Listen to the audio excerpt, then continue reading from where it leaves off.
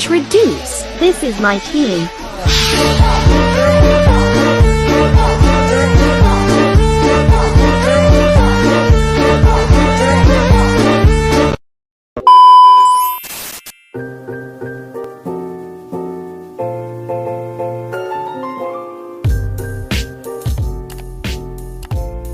Hai guys, di sini kita bakal belajar tentang bentuk-bentuk badan usaha. Oke, yang pertama ialah pertimbangan dalam memilih perusahaan. Dalam memilih perusahaan, tentu kita harus mempertimbangkan beberapa hal. Yang pertama, ada jenis usaha yang dijalankan. Yang kedua, ruang lingkup usaha. Yang ketiga, pihak yang terlibat dalam usaha. Yang keempat, besar resiko kepemilikan. Yang kelima, besar investasi yang ditanam. Yang keenam, cara pembagian keuntungan. Yang ketujuh, jangka waktu berdirinya perusahaan. Yang kedelapan, peraturan-peraturan pemerintah. Dan yang kesembilan ialah batas pertanggungjawaban atas hutang-hutang perusahaan. Kemudian, bentuk perusahaan kepemilikan dapat kita ketahui berdasarkan hukum atau yuridis. Yang pertama ialah ada perusahaan perorangan, yang merupakan perusahaan yang dikelola dan diawasi oleh satu orang. Perusahaan perorangan ini memiliki keuntungan dan kelemahan, di mana keuntungannya ialah mudah dibentuk dan dibubarkan, bekerja dengan sederhana, pengelolaan yang sederhana, serta tidak perlu kebijaksanaan pembagian laba. Kemudian ada sisi kelemahannya juga nih, yaitu tanggung jawab yang tidak terbatas, kemampuan manajemen yang terbatas, sulit mengikuti pesatnya perusahaan, sumber dana hanya pada pemilik, serta resiko kegiatan perusahaan yang ditanggung sendiri. Lalu next ada firma, yaitu usaha yang didirikan beberapa orang menggunakan nama bersama atau satu nama untuk digunakan bersama. Firma sendiri juga punya keuntungan dan kelemahan, di mana keuntungannya yaitu prosedur pendirian lebih mudah, lalu kemampuan finansial yang lebih besar karena terdiri dari beberapa modal. Lalu ada keputusan yang diambil bersama dengan pertimbangan seluruh anggota. Kelemahan dari firma sendiri ialah di mana utang perusahaan ditanggung oleh kekayaan pribadi para anggota. Kemudian kelangsungan perusahaan yang tidak terjamin, yang apabila satu anggota keluar maka firma dapat bubar. Selanjutnya, komanditer financier atau sering kita dengar dengan istilah CV. CV adalah persekutuan yang didirikan oleh beberapa orang atau sekutu yang menyerahkan dan mempercayakan uangnya untuk dipakai dalam persekutuan. Kalian tahu nggak sih, sekutu dalam CV dikelompokkan menjadi berapa macam? Nah, sekutu dalam CV dikelompokkan menjadi dua. Yang pertama, sekutu komplementer. Sekutu komplementer adalah orang yang bersedia memimpin pengaturan perusahaan dan bertanggung jawab penuh dengan kekayaan pribadinya. Yang kedua, sekutu komanditer. Sekutu komanditer adalah sekutu yang mempercayakan uangnya dan bertanggung jawab terbatas pada kekayaan yang diikutsertakan dalam perusahaan. Selanjutnya, kelebihan dan kekurangan CV. Kelebihan CV yang pertama adalah prosedur pendirian relatif mudah. Yang kedua, modal yang dikumpulkan dapat lebih banyak. Yang ketiga, kemampuan untuk memperoleh kredit lebih besar. Sedangkan kelemahan CV yaitu yang pertama, tanggung jawab tidak terbatas. Yang kedua, kelangsungan hidup tidak terjamin. Yang terakhir adalah sukar untuk menarik kembali investasinya. Selanjutnya, perseroan terbatas atau sering kita kenal dengan istilah PT. PT adalah suatu badan usaha yang mempunyai kekayaan, hak, serta kewajiban sendiri yang terpisah dari kekayaan, hak, serta kewajiban para pendiri maupun pemilik. Kelebihan dan kekurangan PT. Kelebihan PT yaitu yang pertama, kelangsungan hidup terjamin. Yang kedua, terbatasnya tanggung jawab sehingga tidak menimbulkan resiko bagi kekayaan. Yang ketiga, saham dapat diperjualbelikan dengan mudah. Sedangkan kelemahan PT yaitu yang pertama, biaya pendiriannya relatif mahal. Yang kedua, rahasia tidak terjamin. Dan yang terakhir, kurangnya hubungan yang efektif antara pemegang saham.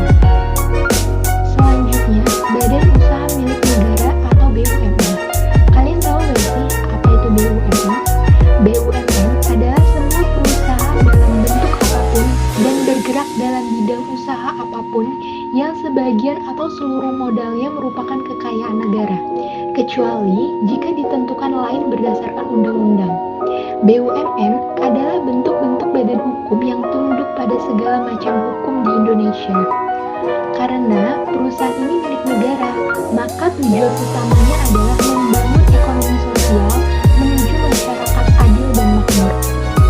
Adapun ciri-ciri BUMN, yang pertama, tujuan utama usahanya adalah melayani kepentingan umum sekaligus mencari keuntungan. Yang kedua, berstatus badan hukum dan diatur berdasarkan undang-undang. Yang ketiga, pada umumnya bergerak pada bidang jasa-jasa vital. Yang keempat, dapat dituntut dan menuntut sesuai dengan ayat dan pasal dalam hukum perdata. Yang kelima, pada prinsipnya secara finansial harus dapat berdiri sendiri. Yang keenam, setiap tahun perusahaan menyusun laporan tahunan yang memuat neraca dan laporan rugi laba untuk disampaikan kepada yang berkepentingan. Koperasi adalah suatu bentuk badan usaha yang beranggotakan orang-orang atau badan hukum koperasi yang melandaskan kegiatannya berdasarkan prinsip koperasi sekaligus gerakan ekonomi rakyat yang berdasarkan asas kekeluargaan. Koperasi bertujuan untuk meningkatkan kesejahteraan anggota khususnya dan masyarakat pada umumnya serta ikut membangun perekonomian nasional dalam rangka mewujudkan masyarakat yang maju, adil, makmur, dan berlandaskan Pancasila dan UUD 1945. Kelompokkan koperasi menurut bidang usaha. Yang pertama ada koperasi produksi. Koperasi yang para anggotanya terdiri dari produsen barang atau jasa. Koperasi memudahkan anggotanya dalam kegiatan sehari-hari seperti menyediakan bahan baku dan perlengkapan produksinya. Yang kedua, koperasi konsumsi. Koperasi yang bergerak dalam penyediaan kebutuhan pokok bagi para anggotanya. Yang ketiga ada koperasi simpan pinjam. Koperasi yang bergerak dalam penghimpunan dana daripada anggota dan menyalurkan kepada anggota yang membutuhkannya. Yang keempat yaitu koperasi serba usaha. Koperasi yang mempunyai bidang usaha rangkap atau beraneka ragam sesuai dengan kebutuhan para anggota. Kelompokkan koperasi menurut luas wilayah. Yang pertama ada primer koperasi, yang kedua ada pusat koperasi, yang ketiga gabungan koperasi, dan yang terakhir induk koperasi.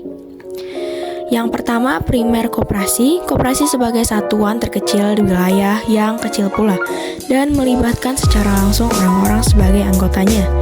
Yang kedua pusat koperasi. Koperasi yang anggotanya adalah koperasi primer, sedikitnya 5.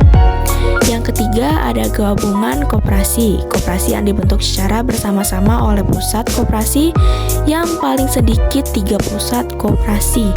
Dan yang terakhir ada induk koperasi. Koperasi yang dibentuk secara bersama-sama oleh gabungan koperasi, paling sedikit 3 gabungan koperasi. Penggabungan atau kombinasi perusahaan. Dapat diketahui bahwa merger atau penggabungan perusahaan merupakan tindakan hukum menggabungkan dua perseroan atau lebih. Salah satu perseroan akan tetap eksis dengan aktiva, pasiva, dan status badan hukumnya. Sementara perseroan lainnya mengalihkan aktiva, pasiva, dan mengakhiri status badan hukumnya. Lalu mengapa penggabungan usaha terjadi? Yaitu yang pertama, perusahaan kecil yang terbatas dan tidak mempunyai kemampuan menguasai pasar yang luas. Yang kedua, kuantitas bahan baku perusahaan relatif sedikit sehingga harga belinya mahal. Yang ketiga, untuk menguasai mata rantai dimulai dari bahan baku, produksi, sampai pemasaran. Yang keempat, keinginan untuk bersaing dengan barang impor yang mempunyai harga jual relatif murah. Sifat penggabungan. Yang pertama ada integrasi horizontal, adalah penggabungan perusahaan-perusahaan dalam lini usaha atau pasar yang sama. Misalnya perusahaan konsumer produk bergabung dengan perusahaan konsumer produk juga. Yang kedua, integrasi vertikal, adalah penggabungan dua atau lebih perusahaan dengan operasi yang berbeda secara berturut-turut, tahapan produksi dan atau distribusi yang sama. Pengkhususan perusahaan.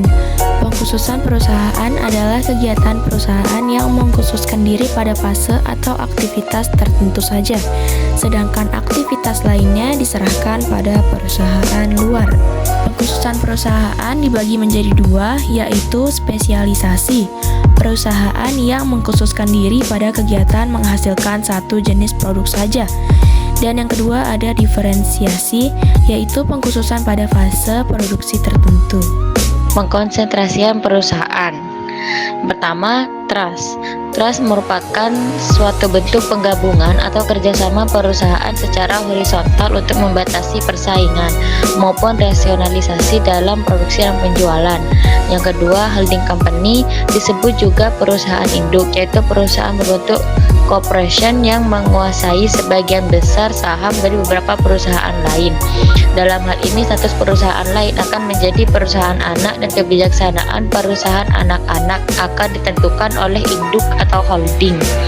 Yang ketiga, kartel. Kartel merupakan bentuk kerjasama perusahaan-perusahaan dengan produksi barang dan jasa yang sejenis yang didasarkan perjanjian bersama untuk mengurangi persaingan.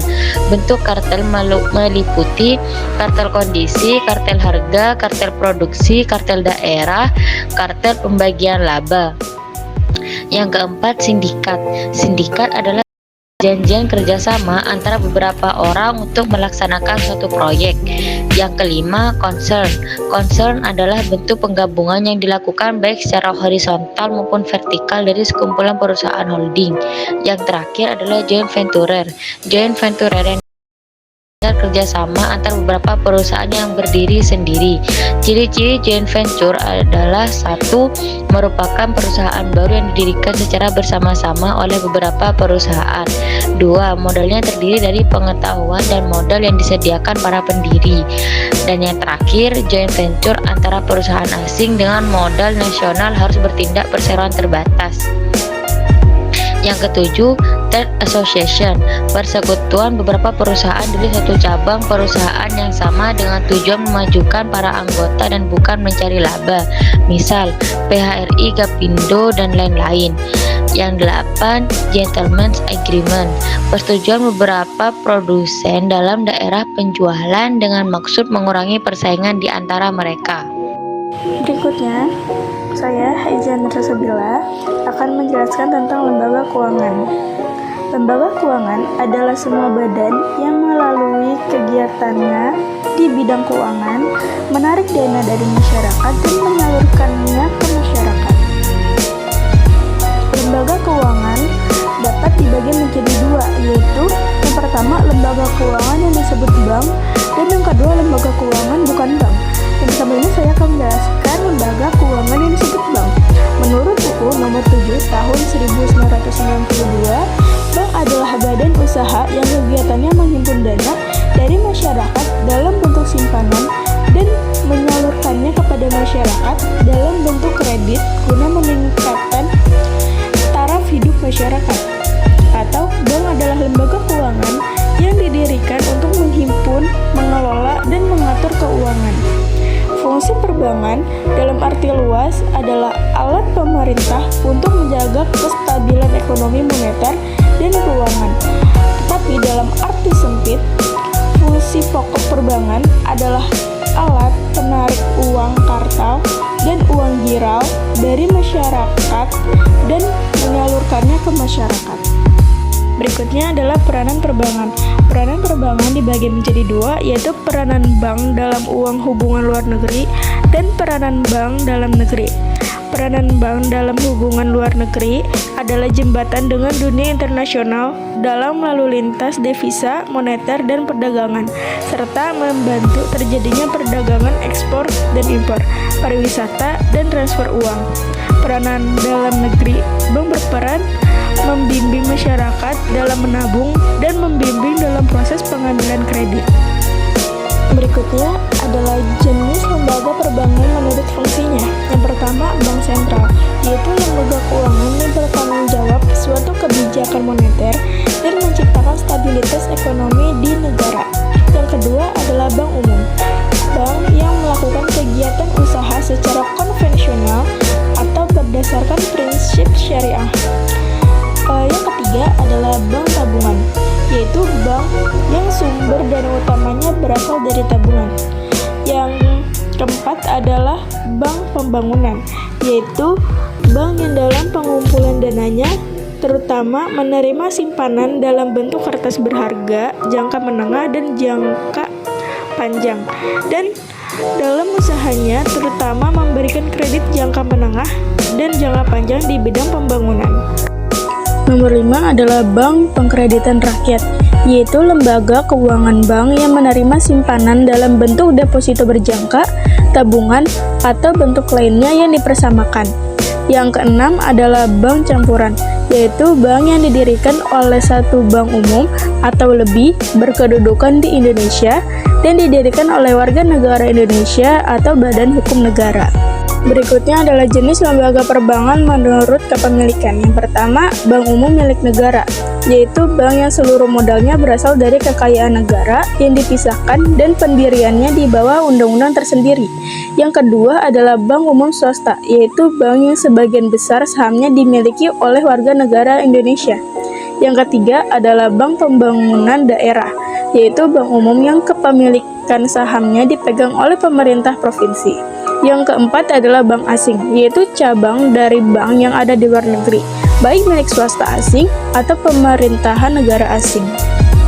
Berikutnya adalah lembaga keuangan bukan bank atau bisa disingkat dengan LKBB.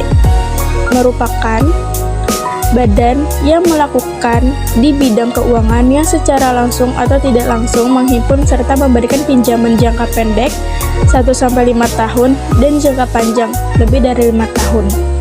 Lembaga keuangan bukan bank adalah sebuah badan hukum yang didirikan oleh warga negara Indonesia serta dapat melakukan kerjasama dengan pihak asing dan dapat juga melakukan badan hukum asing dalam bentuk perwakilan dari lembaga keuangan yang berkedudukan di luar negeri. Berikutnya adalah jenis-jenis usaha lembaga keuangan bukan bank. Yang pertama adalah menghimpun dana dengan jalan mengeluarkan kertas berharga. Yang kedua, menerbitkan sertifikat deposito. Yang ketiga, ajak piutang. Yang keempat, sewa guna usaha. Yang kelima, kartu kredit. Yang keenam, pembiayaan konsumen. Yang ketujuh, perantara dalam penerbitan dan perdagangan surat berharga. Yang kedelapan, sebagai perantara untuk mengadakan joint venture.